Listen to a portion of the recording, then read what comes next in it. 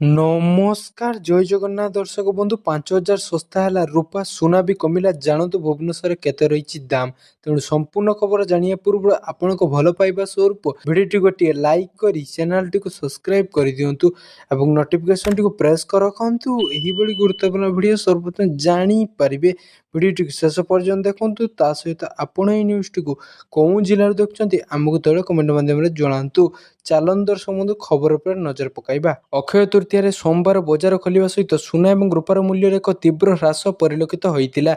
रूपा 5400 रु अधिक सस्ता होता बेले सुना मूल्य प्राय 1700 ह्रास पाइला।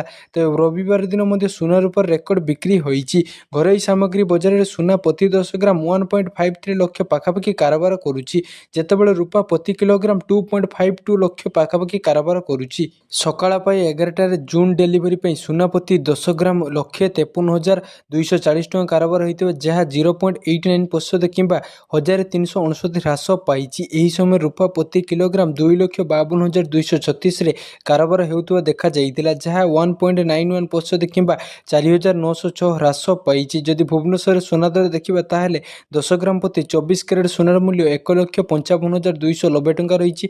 गोटे दिन में 490 टଙ୍କା कमी दाम। सेहीपरि 22 कैरेट सुनार दर 1,42,350 टଙ୍କା रही 450 टଙ୍କା कमी दर। अन्यपटे रूपा मूल्य कौन परिवर्तन होना केजी पिछा 2,80,000 टଙ୍କା रही दाम। आंतर्जातीय बजार दर आमदानी शुल्क टिकसर उत्थान पतन मुख्यतः भारतर सुना मूल्य को प्रभावित करें। भारत में सुना गभीर भाव में सांस्कृतिक अर्थ बहन करे। यह अनेक लोकों पसंदर निवेश विकल्प होता बेले विशेषकर विवाह और पर्वपाणी एक गुरुत्वपूर्ण।